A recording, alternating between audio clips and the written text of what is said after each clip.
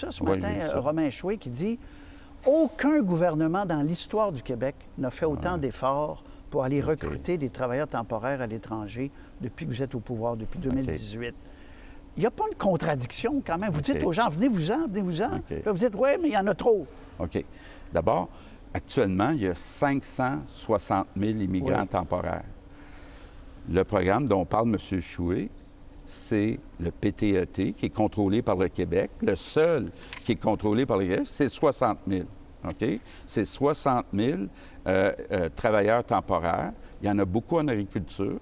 On est allé en recruter, entre autres, des infirmières. Donc, c'est des programmes où il y a quand même un nombre limité dans des secteurs où on a vraiment besoin. Mais quand on regarde les 560 000, bien, d'abord, il y a 180 000 demandeurs d'asile. La moitié de ceux qui sont arrivés. Je vais y revenir demandeurs d'asile, mais je vais les séparer pour qu'on comprenne. Il y a, du côté des travailleurs temporaires acceptés par le fédéral, plus de 200 000.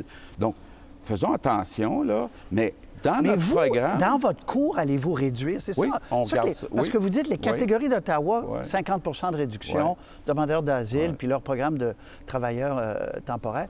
Mais dans vos catégories étudiants étrangers, vous êtes passé, juste un seul chiffre, votre PTET, là, il est à peu près à 8 000 en 2017, il est à 59 000. Vous avez augmenté beaucoup aussi, vous? Oui, effectivement. On va regarder. Nous, on a deux catégories. Il y a 60 000 travailleurs qu'on contrôle, puis 117 000 étudiants. Exact. OK? Bon, les étudiants, c'est le fun d'avoir des jeunes diplômés au Québec qui, après leurs études, restent au Québec. Mais, malgré ça, on est en train de regarder pour réduire le nombre. Dans le programme pour les travailleurs, on va regarder pour réduire le nombre. Mais mon objectif, c'est que dans le 560 000, où le 2 tiers sont choisis par Ottawa, il y a une réduction de 50 parce qu'on n'y arrive plus. On n'y arrive plus. Ce qui met beaucoup de lourdeur sur les services sociaux, c'est les demandeurs d'asile. Vous le répétez souvent, effectivement. Bien, même les travailleurs temporaires. Oui, mais eux, ils travaillent, donc en principe, ils participent. Pas tous. Ceux qui sont pour le gouvernement du Québec, il doit y avoir un contrat avec une entreprise. Avec le fédéral, c'est souvent des contrats ouverts. On ne sait pas s'ils travaillent. Mais on peut supposer que la plupart travaillent. C'est des travailleurs. Mais OK, mettons qu'il y en a qui ne travaillent pas. Mais les demandeurs d'asile, c'est un poids pour les logements, pour les écoles, pour tout. Hein? Je vous donne tout le pouvoir demain matin. Là. Vous avez le pouvoir. Le Québec a le pouvoir sur les demandeurs d'asile. Qu'est-ce que vous faites pour réduire ça de moitié, concrètement? Ils arrivent à l'aéroport. Oui. Bon. D'abord, c'est pas normal que le Québec, qui représente 22 de la population, en reçoive 50 Bon. Il faut en déménager dans d'autres provinces. Ça se fait aux États-Unis. Une fois qu'ils arrivent, ça. On les déménage. Même ceux qui sont déjà là, les déménager. Ensuite, il faut être capable d'augmenter les critères pour mettre des visas pour plusieurs pays. Ensuite, c'est pas normal que ça prenne 18 mois pour évaluer si c'est un vrai demandeur d'asile. Il faut réduire le délai là, à peu près 5-6 mois, à savoir, est-ce que c'est vraiment un demandeur d'asile ou c'est juste... En fait, c'est même pire que ça, c'est jusqu'à 3 ans, là, des fois. Bien, c'est 18 mois minimum. C'est ça. Mais vous avez demain matin le Québec a demain matin tous les pouvoirs en demandeur d'asile. Qu'est-ce que vous faites, vous? Il faut en envoyer dans d'autres provinces. Il faut être capable de réduire le nombre de moitié. Parce que, je vous donne juste un chiffre. On est à 560 000 immigrants temporaires. Ça a doublé depuis 2 ans. Ça a doublé depuis 2 ans. Mais vos catégories aussi, là, M. Legault. Je répète, je suis fatigant, mais vos catégories aussi. D'abord, nos catégories d'étudiants n'ont pas beaucoup augmenté. Le PTET a augmenté, entre autres, en agriculture, c'est vrai, mais c'est juste 60 000. Mais il y a eu une explosion du côté du fédéral et on ne peut plus arriver. Je vous donne un chiffre. Depuis 2 ans, on a eu une augmentation de 270 000 personnes immigrantes temporaires. C'est 100 000 logements, ça. Si demain matin, on n'avait pas ces 270 000, il n'y en aurait plus de crise du logement. Puis là, je ne remonte pas il y a 10 ans. Je dis juste, on va revenir au nombre qu'on avait il y a 2 ans. OK, mais vous dites encore que 100 du problème de la crise du logement est occasionné par les immigrants temporaires.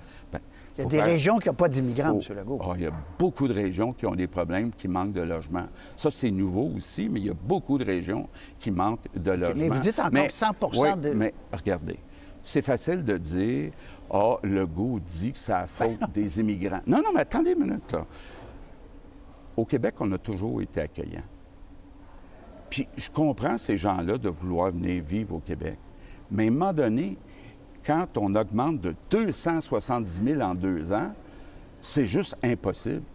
On a besoin d'enseignants, on a besoin d'infirmières. Le tiers ne parle pas français et il s'installe à Montréal, ça amène un déclin du français. Moi, j'ai une responsabilité, là, comme premier ministre de la nation québécoise, à dire on va protéger le français, puis là, il y en a bien trop. Mais beaucoup de gens, M. Legault, sont d'accord avec vous qu'il y en a trop. Je ne mets pas ça en question. C'est-à-dire, oui, on peut remettre ça en question, mais ce que je vous demande, c'est... Vous êtes responsable quand même d'une partie de cette affaire-là. Puis ça n'a pas arrêté de monter votre parti aussi. Bon, d'abord, on est responsable de 2 groupes. Le gros, c'est les étudiants. 117 000. OK? Là, on dit, il n'y a pas eu une grosse augmentation, mais on va quand même réduire le nombre d'étudiants. Le PTET, les travailleurs, ça a explosé. C'est des gens, mais il y en a 60 000 au total, puis c'est des personnes qui ont des contrats avec des entreprises. Du côté du fédéral, c'est tout le reste de 560 000, des demandeurs d'asile pas qualifiés, puis des travailleurs qui n'ont pas de contrat avec des entreprises. Si vous n'arrivez pas, si le fédéral n'arrive pas avec un plan pour réduire de 50 vous faites quoi, M. Legault? Bon. J'ai dit que j'exclus rien, incluant un référendum pour récupérer le pouvoir. Vous savez, la majorité des Québécois, quand on leur demande « seriez-vous d'accord pour transférer le pouvoir en immigration au gouvernement du Québec », ils sont d'accord. Contrairement à un référendum sur la souveraineté où il y a seulement une minorité qui appuie le projet. Maintenant, il y aura une élection fédérale. Il va falloir que M. Poilievre et M. Trudeau se prononcent. Bon, M. Trudeau, la semaine passée, m'a dit « Je suis d'accord pour réduire significativement. » J'ai dit « Oui, mais moi, c'est 50 je veux. » Il n'était pas d'accord pour prononcer le mot 50 Peut-être que dans 2 mois, il va dire « OK, on va réduire de 50 » Moi, je suis convaincu que la pression de la majorité des Québécois va convaincre celui qui sera à Ottawa. Si je vous suis bien, si ça se règle d'ici l'élection fédérale, on n'a pas besoin de référendum sur cette question-là. Puis vous n'avez même pas besoin d'avoir tous les pouvoirs en immigration. Oui, mais ce qu'on veut d'abord, c'est de réduire le nombre de moitié. Oui, je comprends. On pourra continuer à négocier pour qu'à l'avenir, on récupère les pouvoirs. Mais à court terme, l'urgence nationale, là, c'est de réduire de moitié le nombre d'immigrants temporaires parce qu'on n'y arrive plus en logement. Il nous manque d'enseignants, il nous manque d'infirmières. Ça amène un déclin du français. C'est quand même grave, là. Donc, à l'élection fédérale, vous allez faire un trait, vous allez dire est-ce qu'on a eu ce qu'on voulait ou pas. Et là, il pourra y avoir, avant la fin de votre mandat, un référendum pour demander aux Québécois, êtes-vous d'accord qu'on rapatrie tel pouvoir? J'exclus rien, mais ce que je souhaite, c'est que ça soit un enjeu important de la prochaine campagne électorale fédérale. Fédérale. Oui. Est-ce que vous allez vous mouiller pour la campagne fédérale comme la dernière fois? Bien, il est trop tôt pour le dire. On va commencer. Mettons, non, mais est-ce que les 2 vont être d'accord pour réduire de moitié? Est-ce que les 2 ne seront pas d'accord pour réduire de moitié l'immigration? On va d'abord voir les positions de chacun. OK, mais c'est possible. Est-ce que, par ailleurs, vous avez créé un comité là, pour voir est-ce que le Québec peut avoir davantage de pouvoir au sein de la Fédération, n'est-ce pas? Vous ne voulez pas qu'il vous recommande un référendum sur la souveraineté? Non. Pourquoi? Non. Bon. Comme option, je veux dire. Bien, d'abord, il y a un problème, là, puis toutes les provinces sont fâchées de voir le fédéral envahir les champs de compétences des provinces sans gêne, là.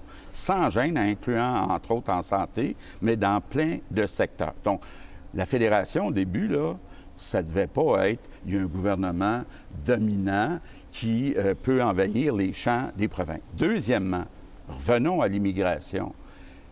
Ça met en jeu l'avenir du français, donc de notre identité.